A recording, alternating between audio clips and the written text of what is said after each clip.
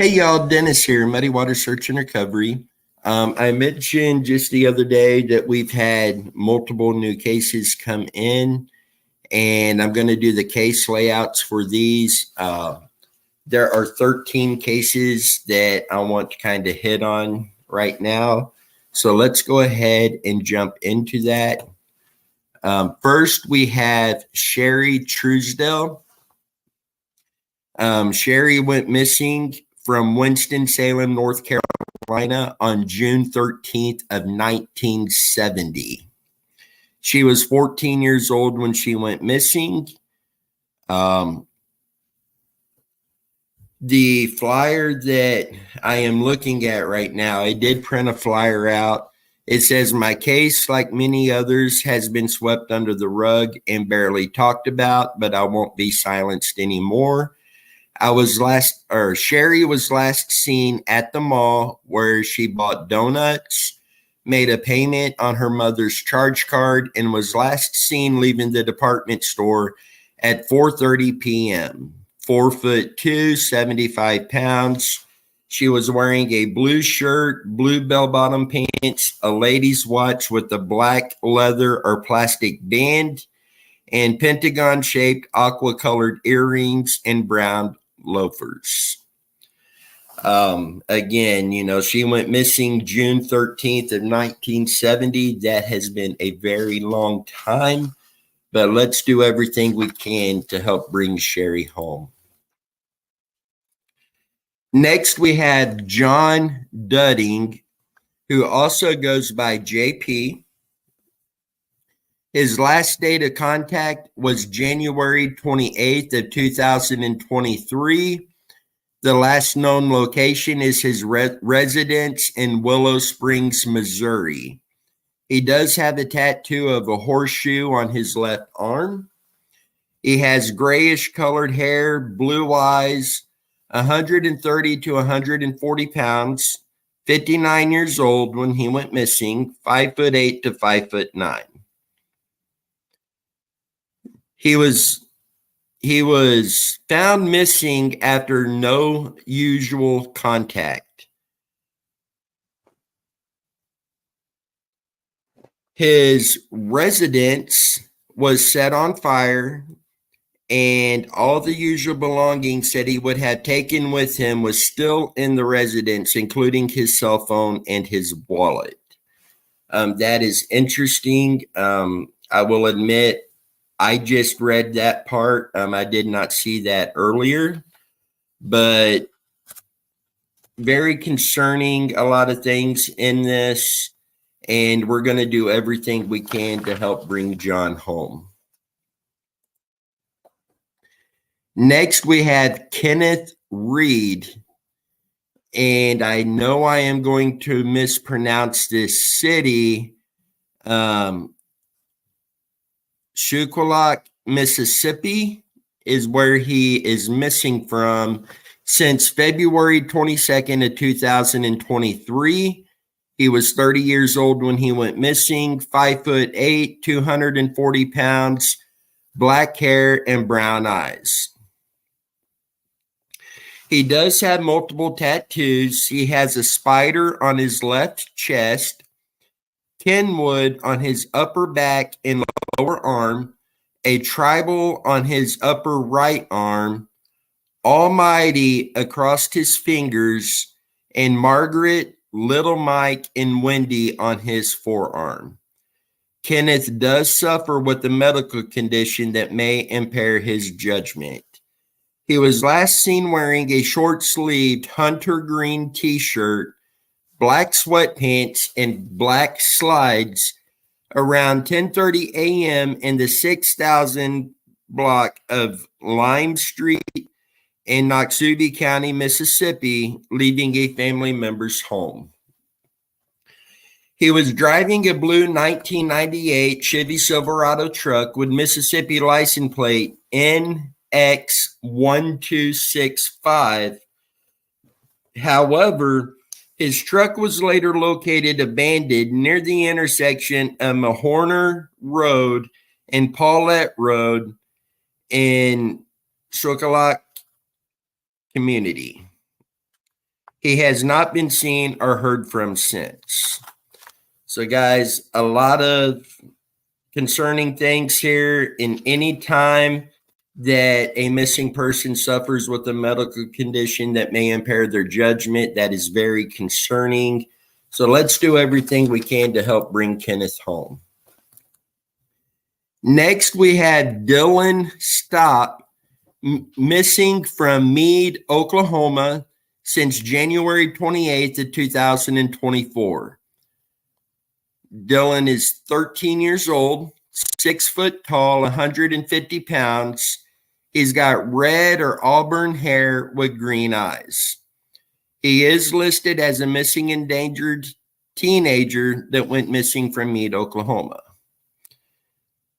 He is enrolled in the Choctaw Nation of Oklahoma.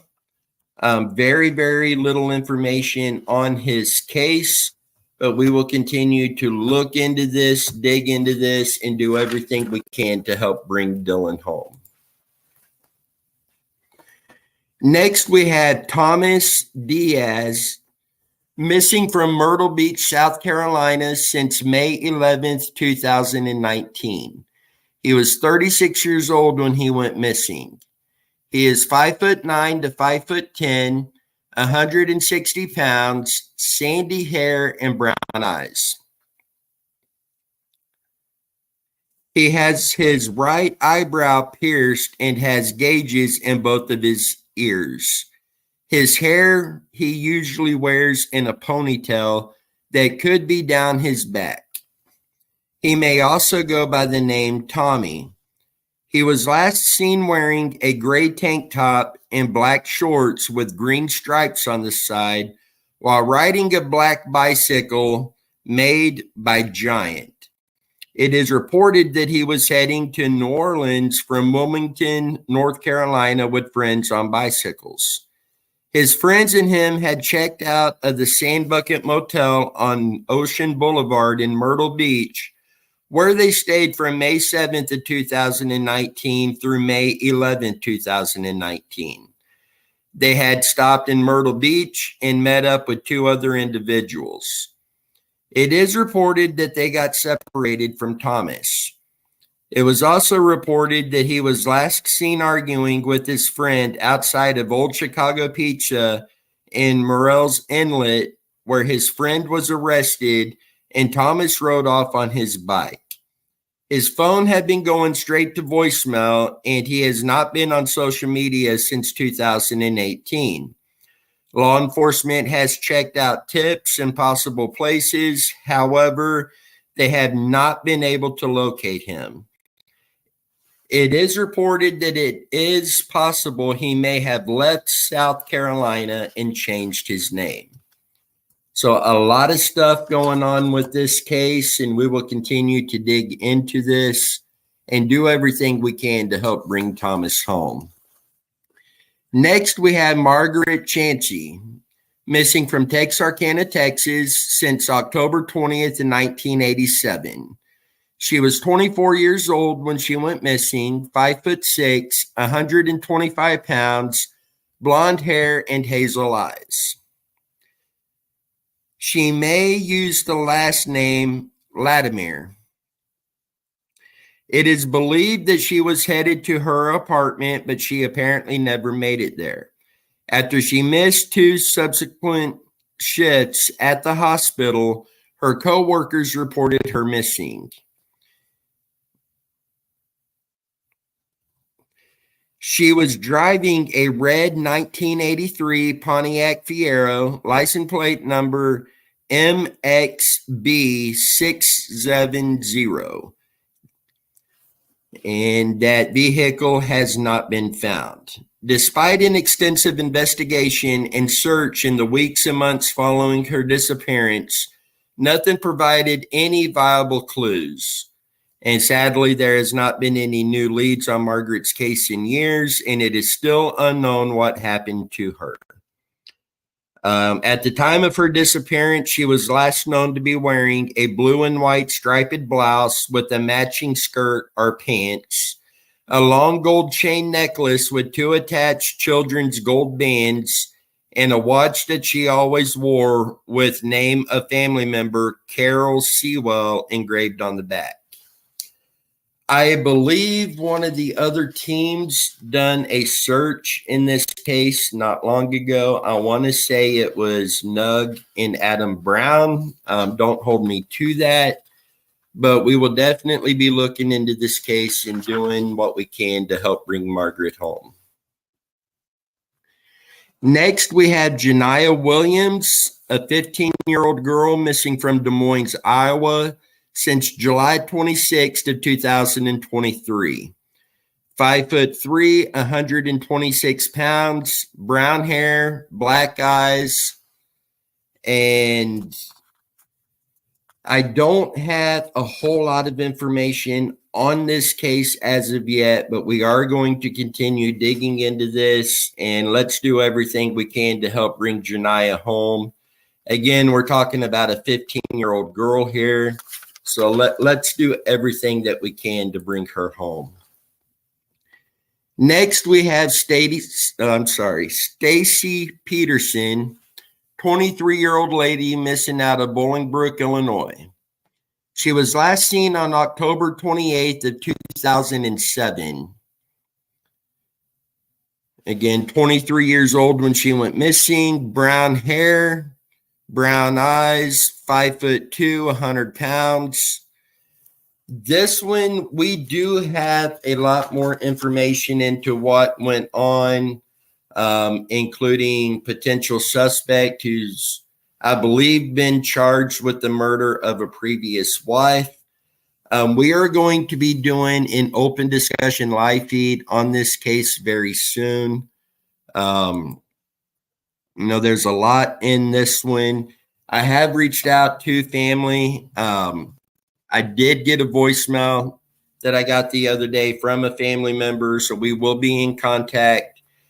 I do have locations of interest already to search. God willing, at some point this year, we will be going to Illinois to do this search. That being said, a lot of this does have to do with funding. As you know, we are 99.9% funded out of pocket. So if you do feel in your heart that you would like to donate to help ensure we get to go out to do some of these out-of-state searches, down in the video description, I do have the link to our general GoFundMe account. That account funds gas money, odds and end equipment that we may need for a search. Excuse me. There's also the link to our GoFundMe that is not even primarily, it is only for GPR. As you know, we do need GPR in several of our cases. Our Amazon wish list is also down in the video description. If somebody does purchase something on that, it comes to us. We will unbox that live with you guys. There's also Crooked Trail Designs. I did say this kind of wrong the other night. 100% of the profits from the Muddy Waters t-shirts and future coming Muddy Water merchandise does come to Muddy Water Search and Recovery to help fund our efforts. And a percentage of all of her other sales is also donated to Muddy Water Search and Recovery. The links to all of this is down in the video description, and sorry to get sidetracked with all of that. But this case, Megan likes to watch the Snapped series on TV, and they were covering this case the other night. It really tugged at Megan's heart. She pulled me in. I did watch part of the episode. Megan asked if there's anything we can do to help this family bring Stacy home. That's when I reached out to the family, and we want to do everything we can to help them bring Stacy home. Again, very soon we will do a live open discussion on that particular case. Very heartbreaking. And so with that, let's jump back in with the rest of these cases. Next, we have Eddie Walker. Eddie is missing from Arkansas City, Kansas in September 22nd of 2020. He was 47 years old when he went missing, 5'11", 230 pounds, blonde or strawberry blonde hair, and blue eyes. Very little information again. A lot of cases recently, there's been very little information, but we will continue to dig into this, find everything we can, and do everything we can to help bring Eddie home. Next, we have Stanley Galbraith. He also goes by Stan, missing from Winfield, Kansas since November of 1980. He was 37 years old when he went missing, 5'9", 160 pounds, black hair, and blue eyes. Stan left his Winfield, Kansas home sometime in November of 1980. He headed for work. He drove an 18-foot refrigerated meat truck for Prairieville Processors, a Winfield meat processing plant. The truck was bound for Hutchinson, Kansas. Stan made scheduled stops and deliveries in Wichita and at the Valley Center High School, but never arrived in Hutchinson as planned. Witnesses saw Stan's truck driving erratically and sideswiping parked cars that day. The next day, the truck was found in a parking lot in Wichita, Kansas. There was no sign of Stan at the scene, but his sunglasses and ball cap were found in the cab, and some of his blood was also found. 250 boxes containing 15,000 pounds of processed beef valued at over $20,000 were missing from the truck. Stan is presumed murdered, but his body was never found. He was legally declared dead in 1985. Police investigating his presumed homicide believe he was killed so somebody could steal the meat, and Stan just happened to be in the wrong place at the wrong time. Investigators believe more than one person was involved in the crime, and his case remains unsolved. Stan wore a short black beard at the time of his disappearance, and he had stitches in his head. He had a tattoo of the name Beth on his upper right arm. So guys, very heartbreaking, and, a lot of questions in this, but we're going to do everything we can to help bring Stan home.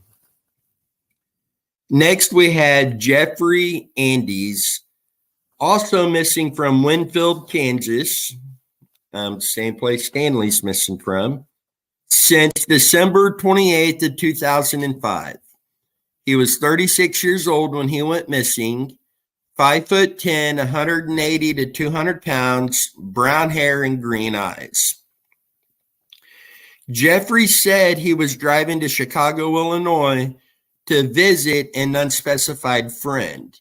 He has never been seen or heard from again, and it is unclear whether he ever made it to Chicago or got in touch with his friend. The black and gold 2004 Ford Expedition that he was driving was located abandoned in St. Louis, Missouri after his disappearance. He was last known to be wearing a black sweater with a white stripe and blue jeans. So guys, there's, again, 2005, this gentleman has been missing for quite some time, and we're going to do everything we can to help bring Jeffrey home.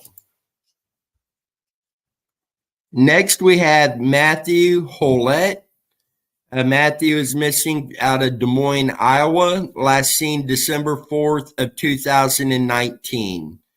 32 years old when he went missing, 6'3", 240 pounds. Family reported that Matthew has been missing and has had no contact with friends or family since he was last seen by his father on December 4th of 2019. Matthew was noted to have been last seen near an apartment on Woodland Avenue in Des Moines, Iowa. So, guys, we will continue looking into this and doing everything we can to bring Matthew home. We have one more, and this is Joshua Caskey. He was 25 years old when he went missing from Winterset, Iowa, since January 18th of 2024. He is 5'10", 165 pounds, brown hair, unknown eye color. He was last seen around 9 a.m. on January 18, 2024. Since then, officers have conducted a well check at his residence and was unable to locate Joshua or his 2013 green Ford Taurus with Iowa plate number KNZ677. So, guys, we will continue to look into this, and we will continue to do everything that we can to bring Joshua home. Our thoughts and prayers go out to these families, and we will continue doing everything we can. If you have any information on these cases, locations of interest, you'd like to see a search in these cases, anything that you think may help, please reach out to us. Contact information is also down in the video description. The email, again, that is our team email account. All of the Muddy Water team members have access to that to help us better monitor it. The phone number in the description is my personal cell phone number. You can call me. You can text me Monday through Friday. I do work a full-time job. So if you call and I don't answer, please leave me a voicemail and I will get back to you as soon as possible. So, guys, with that, until next time, you guys stay safe. Let's do everything we can to help bring these missing people home.